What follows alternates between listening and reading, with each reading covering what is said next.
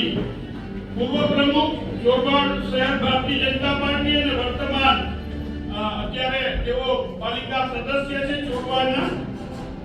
Giant killer કહીએ પણ એને ગમશે નહીં, બહુ મોટા પ્રતિસ્પર્ધીને બહુ પૂરી રીતે હરાવ્યા, એના માટે લોકપ્રિય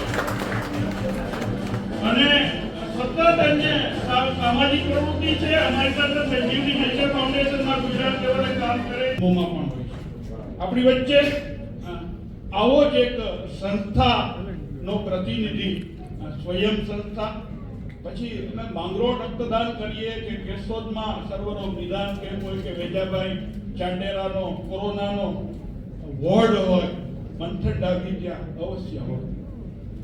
ચોરવાડથી આપણા સૌનો સાચા અર્થમાં સાહેબ આપને ગિન ચુન ચુન કર ગિન ગિન કર હીરે મોતી યહાં જવાહરાત લાए हैं, वतन रतन मंथन ડાભી. Please come.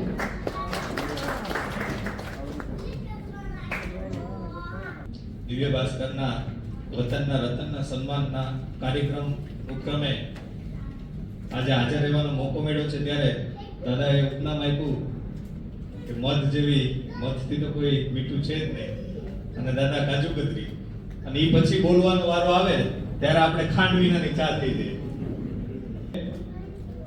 હમણાં મારું સન્માન થયું ત્યારે દાદાએ રમેશભાઈને કીધું કે સંતોની સેવા કરે છે, પણ આ વિસ્તારમાં કોઈ સંતોનું પ્રિય બાળક હોય ને તો એ ડોક્ટર મહાદેવ પ્રસાદ મહેતા.